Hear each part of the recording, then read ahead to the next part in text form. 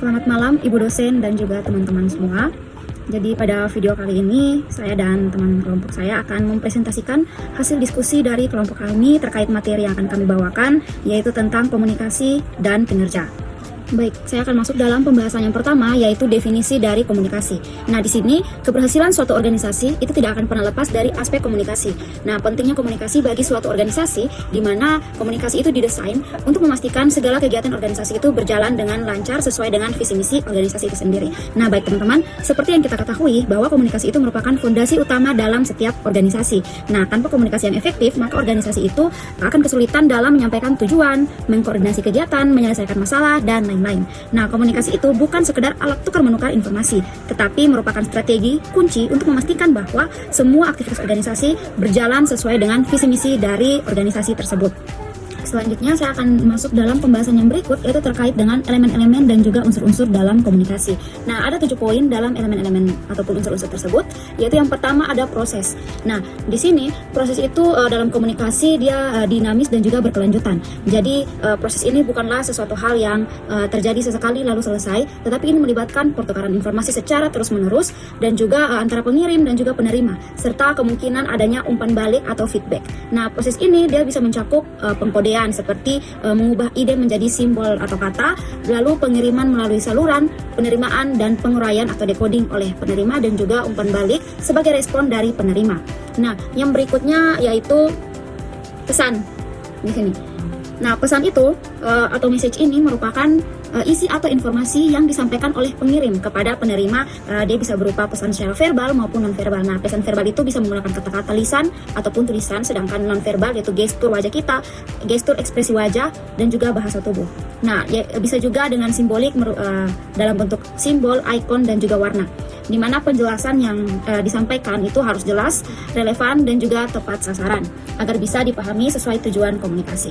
Nah, yang berikutnya ada jaringan. Jaringan ini merujuk pada struktur atau pola hubungan antara individu dan juga kelompok dalam suatu sistem komunikasi. Contohnya ada jaringan formal, seperti dalam organisasi ada jaringan atas bawah atau horizontal, maupun jaringan informal atau percakapan antara teman komunitas. Nah, jaringan formal itu misalnya percakapan atau komunikasi antara pemimpin dan juga bawahan, lalu jaringan informal bisa terjadi dengan rekan-rekan kerja atau rekan-rekan beda departemen.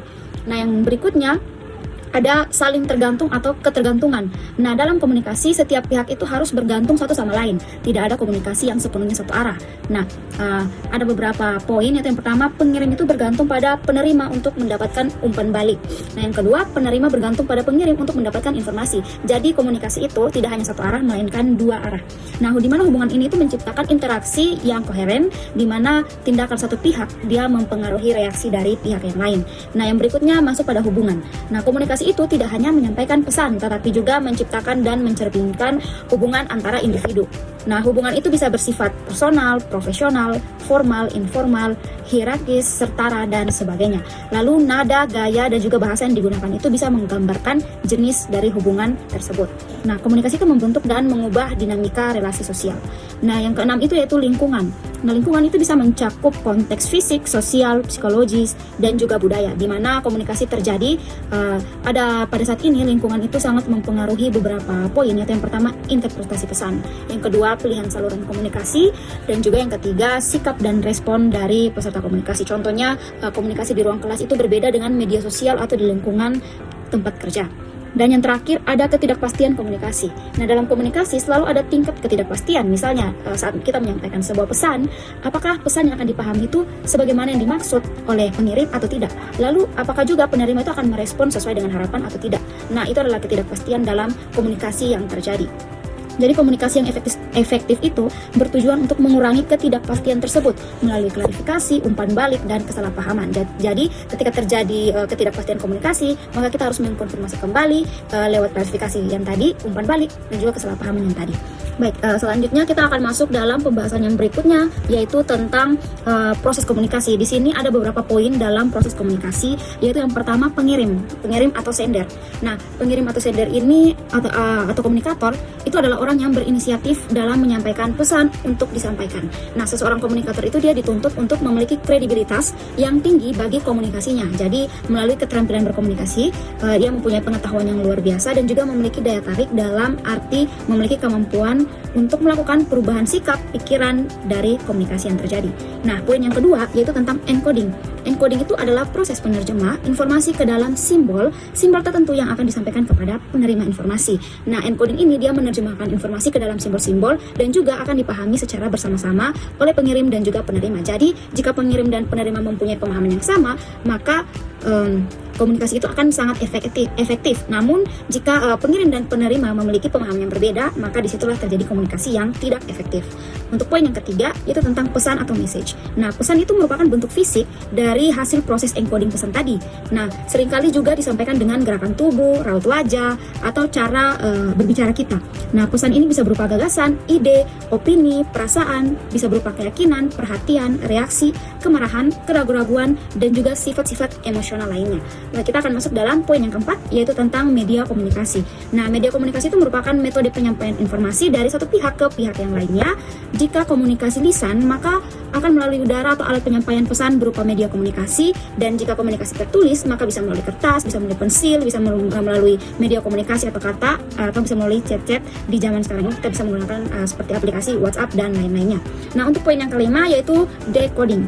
Nah, decoding ini merupakan proses di mana penerima itu menerjemahkan atau mengartikan pesan yang diterimanya. Nah, jadi penerima itu akan memahami dan kemudian dia mengartikan arti dari pesan yang diterimanya.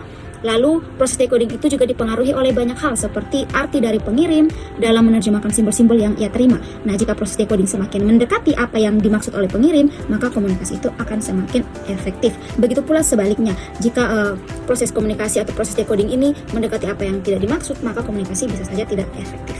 Nah, kita akan masuk dalam poin yang keenam, yaitu penerima atau receiver. Nah, penerima ini merupakan pihak yang menerima pesan yang diharapkan mengerti pesan yang disampaikan oleh pengirim. Jadi penerima itu dapat terdiri dari beberapa orang. Dan yang poin yang terakhir yaitu umpan balik atau feedback. Nah, dalam komunikasi pasti akan ada yang namanya feedback atau umpan balik. Ketika komunikator mengirim pesan kepada komunikan, maka komunikan akan membalas apa yang dikirim oleh komunikator. Nah, disitulah terjadi feedback. Jadi umpan balik itu merupakan reaksi dari pihak penerima terhadap komunikasi yang dikirimkan oleh pengirim. Umpan balik itu dengan demikian merupakan kebalikan dari proses komunikasi yang dapat dipandang sebagai proses komunikasi yang baru, yaitu penerima itu bisa berubah menjadi pengirim dan pengirim bisa berubah menjadi penerima. Nah, umpan balik itu terjadilah pada saat proses yang tadi dan juga sebagai pelengkap dalam proses komunikasi tersebut. Nah, selanjutnya kita akan masuk dalam slide yang berikutnya, yaitu tentang hambatan-hambatan dalam komunikasi. Seperti yang kita ketahui, dalam komunikasi pasti tidak pernah luput dari yang namanya hambatan. Nah, dalam komunikasi ada beberapa hambatan yang kami ambil di sini, yaitu untuk hambatan yang pertama yaitu gangguan. Nah, dalam gangguan ini bisa berbentuk mekanik dan juga semantik. Nah, gangguan mekanik itu seperti apa sih? Nah, gangguan mekanik di sini disebabkan oleh saluran komunikasi. Contohnya seperti kegaduhan yang bersifat fisik, sedangkan gangguan semantik itu adalah gangguan yang berkenaan dengan pesan komunikasi sehingga pengertiannya bisa berubah dari yang dimaksudkan semula. Lalu untuk poin yang kedua, untuk hambatan yang kedua, yaitu kepentingan. Nah, seseorang akan memperhatikan pesan yang ada hubungan dengan kepentingannya.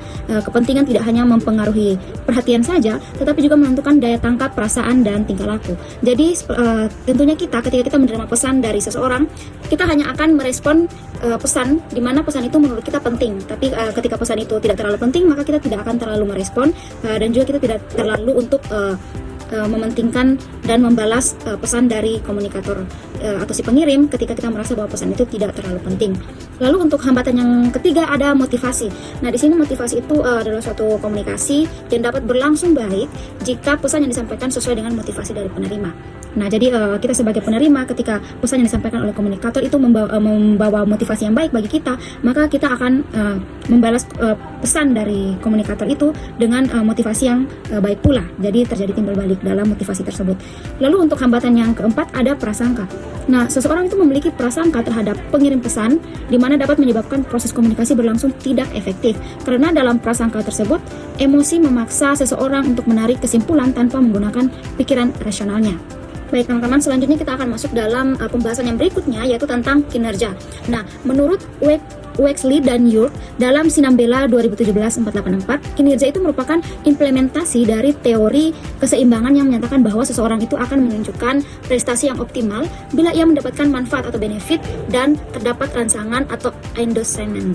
Nah, penjelasan mengenai kinerja tersebut menurut Wexley dan Yuki itu dia menekankan bahwa kinerja itu adalah hasil interaksi antara manfaat atau benefit dan rangsangan. Nah, dengan kata lain, seseorang akan memberikan kinerja terbaiknya ketika dia merasa bahwa pekerjaannya itu memberikan nilai atau manfaat dan didukung oleh faktor-faktor yang merangsang pencapaian tersebut. Nah, selanjutnya ada 7 indikator yang mempengaruhi kinerja. Menurut pandangan ini merupakan elemen-elemen penting dalam menciptakan kondisi optimal bagi individu dan juga bagi kinerja yang tinggi. Nah, 7 faktor-faktor tersebut, yang pertama yaitu tujuan atau goals.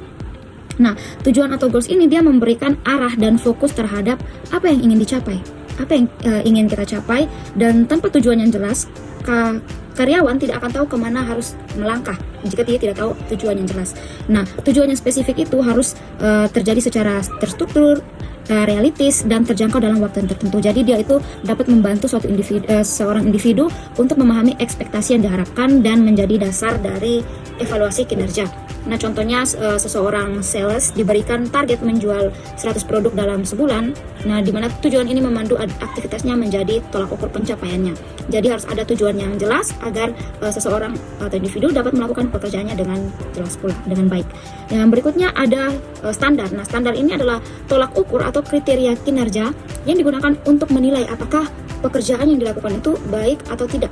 Apakah standar ini mencakup kualitas, kuantitas, waktu, dan biaya atau tidak. Nah, dengan adanya standar, karyawan bisa mengukur apakah kinerjanya itu sesuai harapan atau tidak. Yang berikutnya, umpan balik atau feedback. Nah, umpan balik atau feedback ini sudah dijelaskan di slide sebelumnya, namun saya akan menjelaskan ulang. Feedback itu dia memberikan informasi kepada individu tentang kinerjanya baik positif maupun negatif. Jadi umpan balik itu memungkinkan seseorang untuk melakukan penyesuaian dan perbaikan jika diperlukan. Nah, tanpa feedback, seseorang mungkin tidak sadar apakah ia sudah berada di jalur yang benar atau tidak. Jadi perlunya umpan balik ini atau feedback ini. Yang berikutnya ada alat ukur atau sarana. Nah, ini merujuk pada fasilitas, teknologi, sumber daya, dan lingkungan kerja di mana itu disediakan agar karyawan itu bisa menyelesaikan tugasnya tanpa alat yang memadai, itu kinerja bisa saja terhambat. Nah, walaupun motivasi dan kemampuannya itu sudah baik. Lalu yang berikutnya itu tentang kompetensi. Nah, kompetensi itu adalah kombinasi antara pengetahuan, keterampilan, dan sikap yang dibutuhkan untuk menjalankan pekerjaan. Nah, karyawan yang kompeten itu akan lebih mampu menyelesaikan pekerjaannya dengan baik ketika dia memiliki kompetensi yang baik pula. Nah, yang berikutnya adalah motif. Nah, motif ini adalah dorongan internal atau alasan pribadi seseorang untuk bekerja. Jadi motif ini bisa berupa kebutuhan, akan pengakuan, rasa tanggung jawab, keinginan untuk mencapai tujuan pribadi. Nah, tanpa motif yang kuat, karyawan itu akan cenderung bekerja seadanya seperti biasanya. Nah, lalu untuk poin yang terakhir yaitu tentang peluang atau opportunity. Nah, peluang itu berarti adanya kesempatan dan dukungan organisasi bagi karyawan untuk berkembang dan menunjukkan kemampuannya. Jadi organisasi itu harus membuka akses terhadap pelatihan, promosi, dan keterlibatan dalam pengambilan keputusan. Nah, baik teman-teman, selanjutnya presentasi ini akan dibahas oleh teman saya, Bom. Faktor-faktor yang mempengaruhi kinerja. Kinerja adalah hasil dari upaya kerja yang dilakukan individu atau kelompok dalam suatu organisasi. Kinerja dipengaruhi oleh beberapa faktor, yaitu yang pertama komunikasi.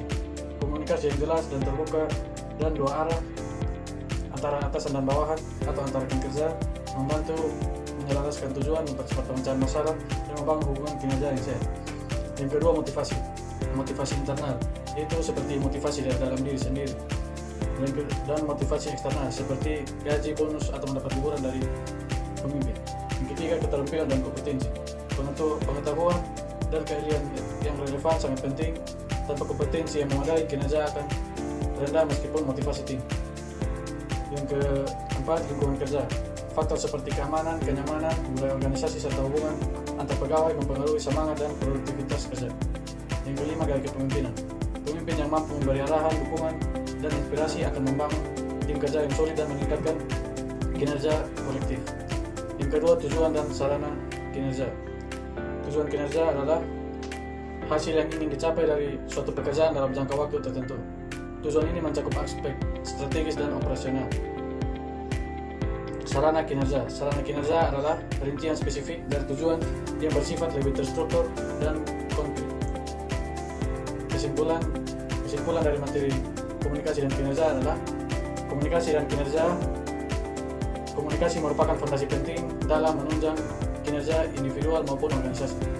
Kinerja yang baik dipengaruhi oleh berbagai faktor seperti komunikasi, motivasi, kepemimpinan, lingkungan kerja, dan kompetensi. Tujuan dari manajemen kinerja adalah memastikan tercapainya hasil kinerja yang optimal sesuai dengan visi misi dan tujuan organisasi. Oleh karena itu, membangun komunikasi yang efektif dan mendukung seluruh faktor pendukung kinerja menjadi kunci utama keberhasilan suatu organisasi. Sekian presentasi dari kami kelompok 11. Mungkin ada saran, ada sanggahan ataupun pertanyaan dari teman-teman kelompok sebelumnya dan kelompok selanjutnya. Kami persilahkan untuk memberikan saran dan juga pertanyaan di komentar di bawah ini. Sekian presentasi dari kelompok kami. Terima kasih.